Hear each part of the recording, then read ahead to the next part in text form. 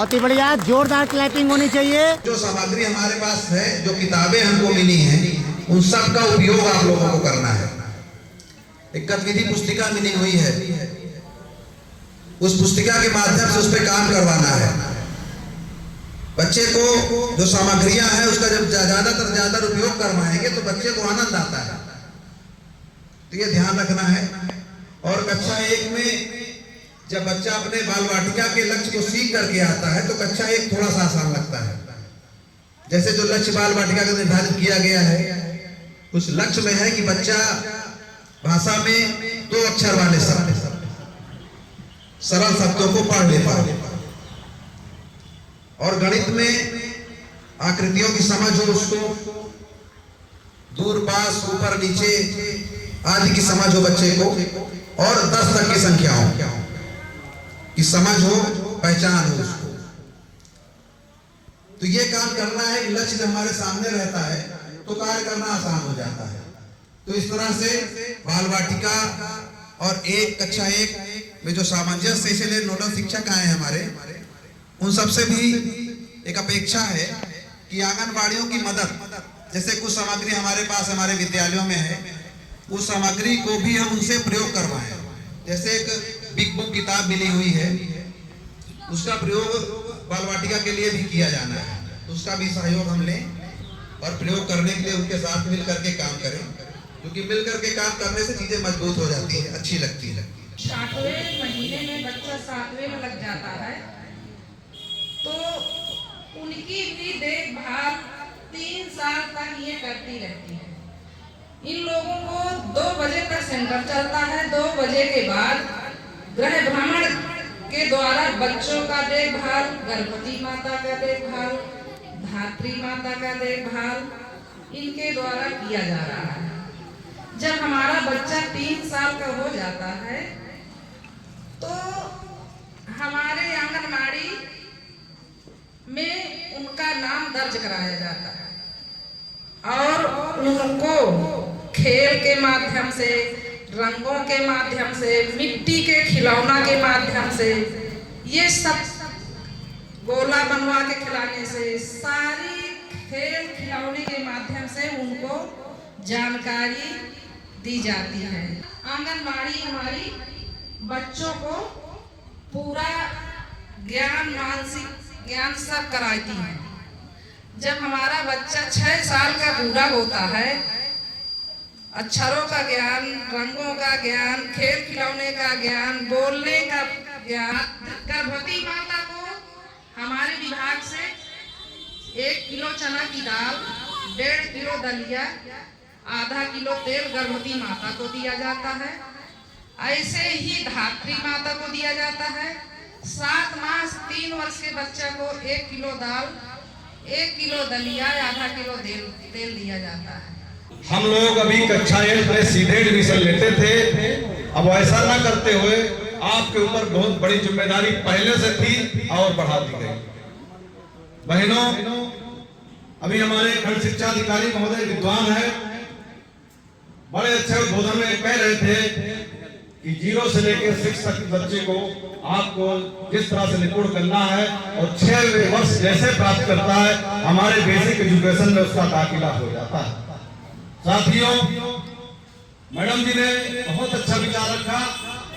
हमारी आंगनबाड़ी बहनें इतनी बड़ी जिम्मेदारी बढ़ती है, इतनी बड़ी जिम्मेदारी समाज की हो चाहे सरकार से हो, कि ये जो है माँ की देखभाल, बच्चे की देखभाल, धात्री की देखभाल, गर्भवती की देखभाल, और साथ में उनको बढ़िया शिक्षा देने की भी बात करती है। पौष्टिक भोजन, पौष्टिक आहार आपके माध्यम से उन नन्हे मुन्ने बच्चों या गर्भवती धात्री महिलाओं को पहुंचाया जाता है, वो सरकार की एक बहुत बड़ी प्राथमिकता है।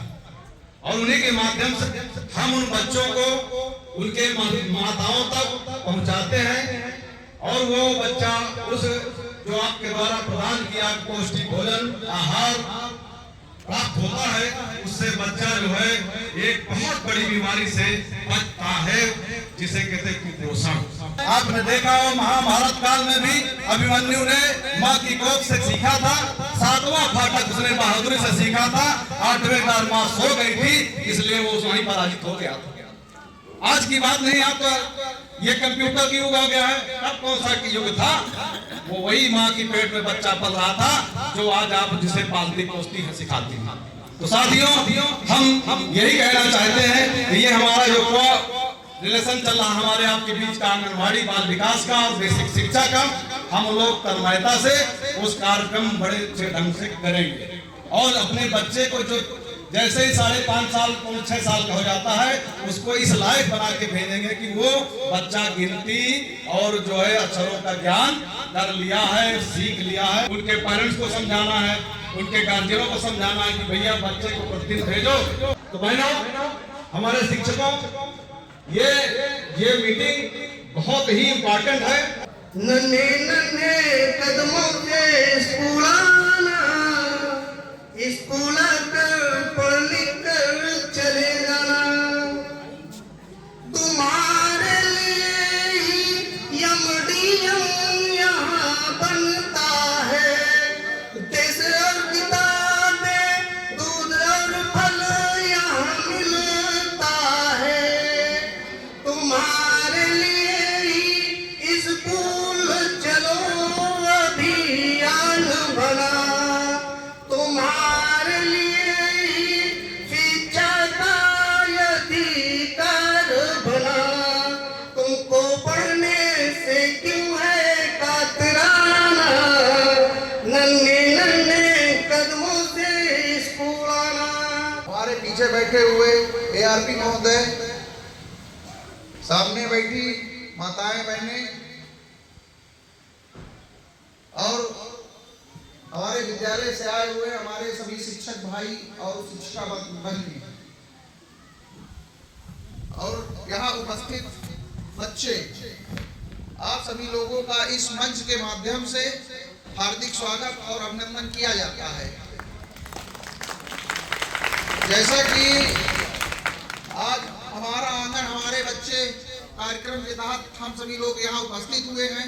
इस धोखे के हमले में जो अपनों का काम नहीं होता, पुलवामा में उन वीरों का ये अंजाम नहीं होता, पुलवामा में उन वीरों का ये अंजाम नहीं होता, उन वीरों को गद्दारी पर कर एहसास जरा होता, पुलवामा में उन वीरों का ये अंजाम नहीं होता, अपनों की गद्दारी का जो होता इसमें रूप नहीं, कैसे पता चला दुश्मन को ये गाड़ी बुलेट प्रूफ नहीं, कैसे पता चला दुश्मन को ये गाड़ी बुलेट प्रूफ नहीं, कौन है जयचंद अपने देश में, कब एहसास तुम्हें होगा, ये देश खत्म हो जाएगा क्या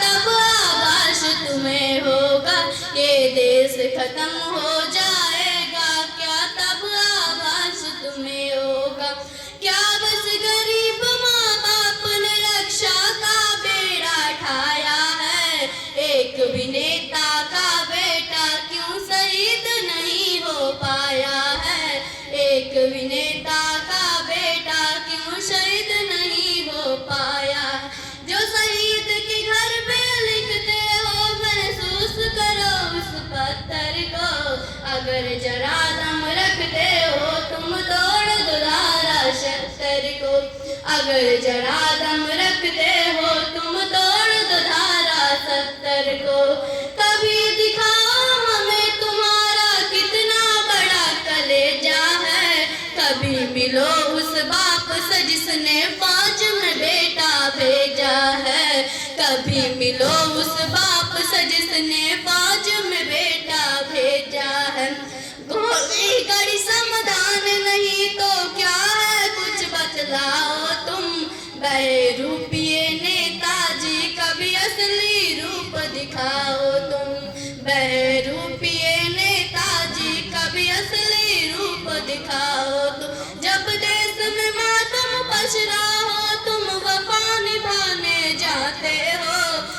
कश्मीर उन्हें दे दे तुम जिनकी दावत खाते हो।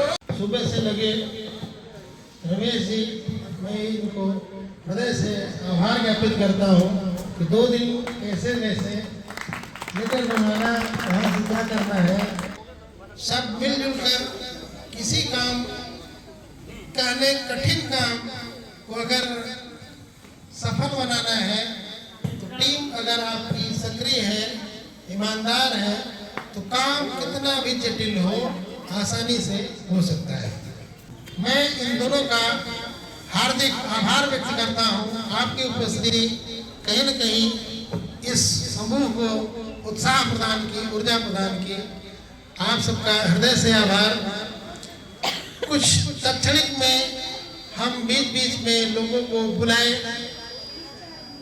जैसे राजेश जी थे, इनके यहाँ टीम आ रही है आज मुख्यमंत्री की, हम कहे आप 10 मिनट के लिए निकाल कर किसी को काम सौंप कर चले आइए। तो हर आदमी अपने दायित्वों को निभाते हुए उस कार्य को अंजाम रूप दे रहा है।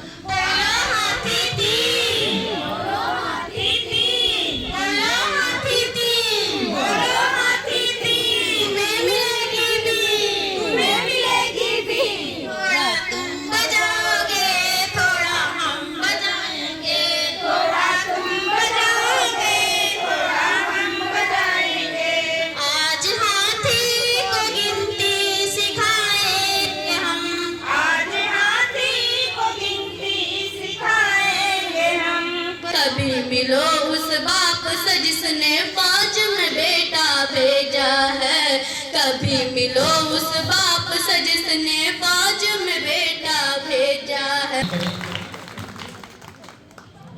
मैं यहाँ उपस्थित सभी जनमानस का हृदय से आभार व्यक्त करता हूँ कि आपके यहाँ आने से यह कार्यक्रम सकुशल संपन्न हुआ। सभी का बहुत बहुत धन्यवाद।